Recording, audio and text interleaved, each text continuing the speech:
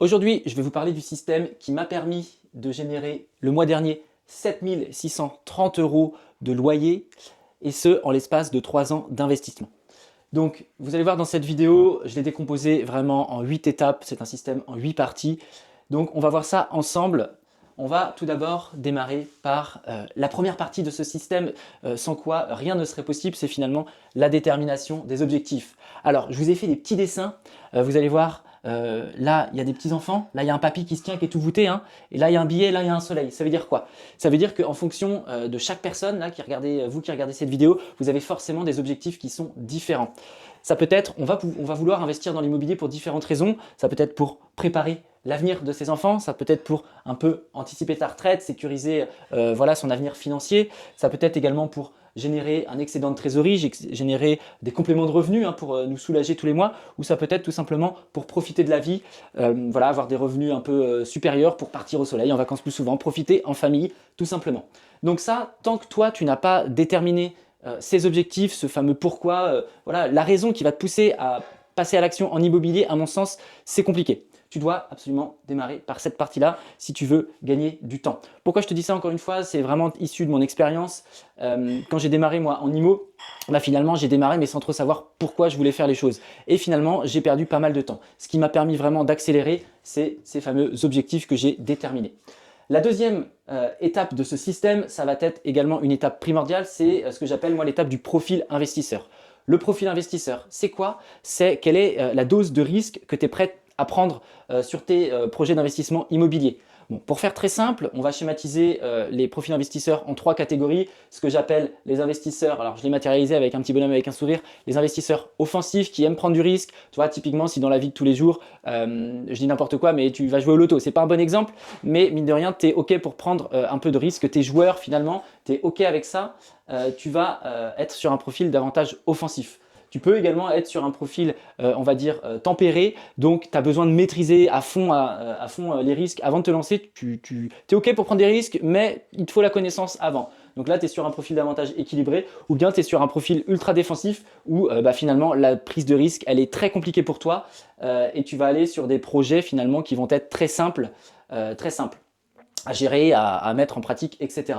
Donc ça, c'est pareil, ça va de pair avec les objectifs. Tu dois savoir dans quelle catégorie d'investisseur tu es. Donc pour ça, moi, ce que je fais quand j'ai mes clients et mes élèves, c'est que j'ai toute une trame de questions pour vraiment comprendre dans quelle psychologie ils vont être. Donc quand tu démarres tes investissements, c'est vraiment primordial pour moi également de comprendre dans quelle psychologie tu vas être afin de voir le type de projet qui va être fait pour toi. Alors c'est pareil, ça dans le temps, ton profil investisseur, il va pouvoir évoluer. Tu peux démarrer sur un profil qui va être assez tempéré ou très très prudent, et au fur et à mesure de ton évolution de compétences, de ton évolution de connaissances, et de voir que l'immobilier ça marche, tu vas pouvoir évoluer sur un profil un peu plus offensif. Donc il faut savoir que toutes ces étapes, et encore plus dans cet ordre-là, elles sont vraiment primordiales. Ça sert à rien d'en squeezer, ça sert à rien de les inverser.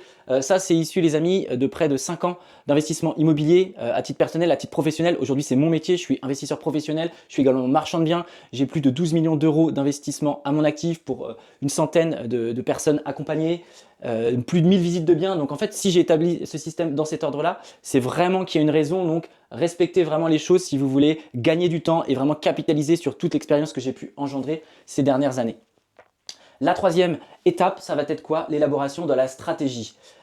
Donc, vous avez d'ailleurs à disposition dans la barre de description, vous regardez, j'ai tout un e-book. Si vous aimez un peu la lecture, vous avez une masterclass résumée dans un e-book, dans un livre où vous avez vraiment tout le déroulé vraiment de cette méthode qui est approfondie. Donc, je vous invite à le télécharger, c'est gratuit et vous aurez de quoi lire le soir en vous endormant dans votre petit lit douillet. Donc voilà, vous regardez, c'est accessible juste en dessous. Donc, troisième étape, les stratégies. Pareil, l'élaboration de la stratégie, elle va découler finalement des objectifs et du profil investisseur. Parce qu'on ne va pas se focaliser, on ne va pas aller sur un immeuble de rapport ou sur, je prends par exemple ici, bon, c'est censé être le logo Airbnb, je me suis un peu foiré, hein, mais c'est de la location courte durée, on va dire. Vous n'allez pas aller sur telle ou telle stratégie si vous n'avez pas les mêmes objectifs. Voilà, ça c'est des stratégies, ce que j'appelle des stratégies offensives qui vont demander un peu plus d'investissement, que ce soit en temps, en gestion ou bien en prise de risque. Typiquement, ça ne va pas aux mêmes personnes.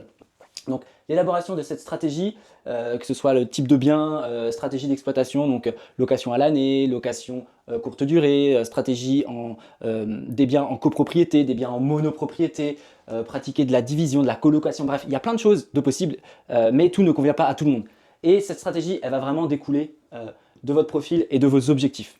Donc ça c'est pareil, cette troisième étape, pour moi, ces trois-là, en fait, avec les 3 premières étapes, on va vraiment préparer votre projet, on va le qualifier et ce qui va nous permettre derrière, ce qui permet moi à mes élèves d'être beaucoup plus impactants et d'être beaucoup plus rapides justement une fois qu'ils passent à l'action sur le terrain. Justement, le terrain, il va arriver en 4e position de cette étape, c'est la construction du réseau. L'immobilier, et c'est ce que j'adore avec ce métier d'investisseur immobilier et de marchand de biens, c'est que c'est un métier d'homme, de femme, de rencontres et de relations humaines. Ça peut paraître ultra cliché quand je vous dis ça, mais néanmoins c'est vrai. Aujourd'hui, moi j'ai la chance d'avoir un réseau qui est puissant, un réseau qui à la fois va m'apporter des affaires, que ce soit sur la partie sourcing de biens. Tous les jours, j'ai mon téléphone qui va sonner, je reçois des emails pour des biens qu'on va me proposer. Jérôme, j'ai rentré ça, est-ce que ça t'intéresse? Jérôme, j'ai rentré ça, est-ce que ça intéresse tes élèves? Etc. etc. Donc ça, votre réseau, vous devez absolument prendre le temps de le construire. Ça ne va pas se faire du jour au lendemain, mais c'est pareil, tous mes élèves qui rejoignent l'académie bénéficient de ce réseau-là. Ils vont surfer sur 5 années de travail que j'ai fait précédemment pour avoir le contact du bon notaire, le contact du bon avocat fiscaliste, le contact du bon artisan, du bon expert comptable par exemple. Donc ça, c'est primordial. Vous n'êtes pas censé tout connaître dans vos débuts de carrière d'investisseur. Voilà, il y a trop d'élèves, trop de personnes, de novices qui se disent « Putain, je dois absolument tout maîtriser, c'est trop compliqué ». Non, vous devez, votre job, ça va être de trouver la bonne affaire au bon prix et d'être en capacité à sécuriser votre projet rapidement. Par contre, il restera forcément des inconnus que vous allez devoir démêler au fur et à mesure de votre projet. Et pour ça, vous devez vous appuyer sur un réseau qui va être puissant.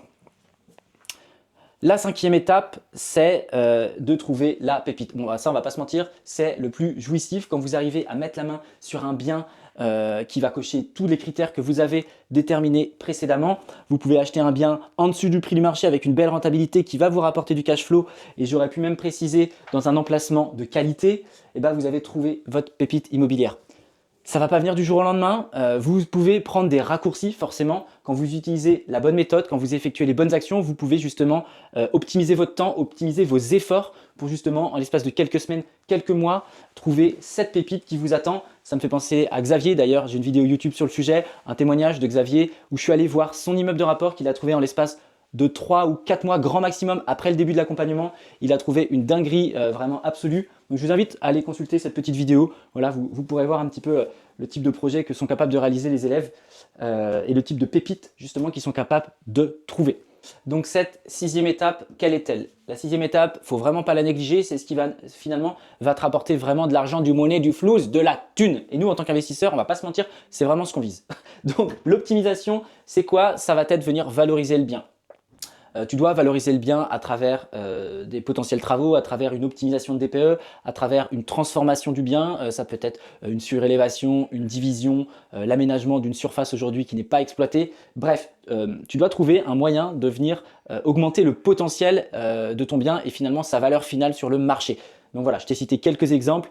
Tout ça, c'est pareil. Là, l'idée, c'est de monter en compétence rapidement pour être en capacité à déceler justement ce que les autres n'arrivent pas à voir et d'avoir finalement ce que j'appelle moi des avantages concurrentiels en arrivant facilement à se projeter et à déceler un petit peu ce que les autres ne voient pas. D'ailleurs, si tu veux toi aussi comprendre un peu plus toute cette mécanique pour faire justement, je reprends l'exemple de Xavier qui a trouvé sa dinguerie, sa pépite, si tu veux en savoir plus sur comment faire pour aller plus vite, gagner du temps, tu as dans la barre de description un lien Calendly pour réserver un appel avec moi. L'idée de cet appel, c'est que je vois un petit peu quels sont tes objectifs, quels sont tes freins, quelles sont voilà, les contraintes et ce qui va bloquer en ce moment, voir si je suis en capacité ou non de t'aider. Donc si ça te tente, tu as le lien dans la barre de description et je me ferai un plaisir du coup de prendre du temps avec toi pour discuter un petit peu de tes projets. La 7e étape, avant-dernière étape, c'est le pilotage de ton projet, ce que j'appelle la gestion de projet. La gestion de projet, ça va aller de l'élaboration de tes devis avec les artisans, à la gestion de tes travaux, voilà, est-ce que tu vas piloter toi-même ton chantier, est-ce que tu vas déléguer, comment on fait, le reporting, etc. Puis ça va aller ensuite au choix du locataire, c'est pareil, pour le choix du locataire, moi j'ai mis en place ce que j'appelle le process entonnoir pour sélectionner le bon locataire pour avoir la meilleure personnes possibles dans ton logement. Ce serait quand même ballot, après tout ça comme effort, de choisir un mauvais Gus qui va soit pas te payer, soit te ruiner ton logement. À titre perso, j'ai à chaque fois esquivé tout ça en appliquant justement cette méthode entonnoir. N'hésite pas d'ailleurs à mettre en commentaire entonnoir, voilà, tu tapes entonnoir dans les commentaires et je t'enverrai en détail cette méthode que j'applique justement pour sélectionner le bon locataire. Tu vas voir, c'est une méthode en 5 étapes qui est absolument imparable et du coup je pourrais t'envoyer ça si ça t'intéresse. Et la dernière étape, ça va être par exemple la fiscalité, même si la question on doit se la poser précédemment, mais néanmoins on va dire la gestion comptable du moins de ton bien, ça va être dans le pilotage de ton projet. Dernière étape, les amis. Qui est, on va dire, la plus kiffante. Tu as déjà appliqué tout ça, tu as pris confiance, tu es monté en compétence, tu as réalisé un premier projet sans encombre, que tu as réussi à optimiser, tu as du cash flow, tu as acheté en dessous du prix du marché, etc. L'idée, c'est quoi derrière? L'idée, c'est d'accélérer. L'idée, c'est de répliquer. L'idée, c'est de multiplier ton patrimoine. Alors, bien sûr, encore une fois, cette partie-là, elle va découler finalement de tes objectifs. Si ton objectif c'était de réaliser un premier projet, que ça tourne, ok, en soi tu as rempli le job. Par contre, si ton objectif c'est comme moi de te développer un empire financier, il va falloir accélérer, il va falloir trouver des méthodes justement pour accélérer. Donc voilà un petit peu les amis, ce système, moi qui aujourd'hui me permet de générer 7 630 € mensuels à l'instant où je tourne cette vidéo, sachant que j'ai à l'instant T également 2 projets en cours qui sortiront, j'arrête de dire qui sortiront de terre, mais pas loin, d'ici 2026, qui me permettront de rajouter, si je dis pas de bêtises, 2500 plus 2500, à peu près 5000 € de loyer en plus d'ici 6 à 12 mois. Donc j'aurais très bien pu vous dire dans cette vidéo le système qui me permet de générer du coup 12 630 €. Mais voilà, ça c'est des projets qui vont arriver. Mais voilà, je suis dans cette phase aujourd'hui d'accélération parce que, encore une fois, je suis passé déjà par toutes ces étapes. Je l'ai fait pour moi-même, je l'ai fait pour mes élèves, je le fais pour des clients. Et vraiment, ce système et cette méthode, elle est infaillible. À partir du moment où vous appliquez tout ça, vous serez en capacité à votre tour voilà, de créer et de développer un patrimoine immobilier qui va être plus ou moins conséquent en fonction de là où vous voulez aller. C'en est tout pour cette vidéo, j'espère que ça vous a plu. Si c'est le cas, n'hésitez pas encore une fois à me laisser un pouce. Abonnez-vous à la chaîne, activez la petite cloche aussi, ça vous permettra de recevoir les prochaines vidéos en exclusivité. Partage-la à un ami, si tu as quelqu'un dans ton entourage qui s'intéresse à l'investissement IMO, qui a envie d'en savoir plus, tu lui partages la vidéo. Et nous, on se retrouve très bientôt dans une prochaine vidéo. C'était Jérôme, ciao ciao. Et avant que j'oublie, il y a Xavier là, sur la chaîne YouTube. Il a envie que tu ailles voir sa vidéo parce qu'il est fier de son projet et moi aussi je suis fier. Donc tu vas checker ce que Xavier a fait comme dinguerie, tu as le lien qui va s'afficher juste là.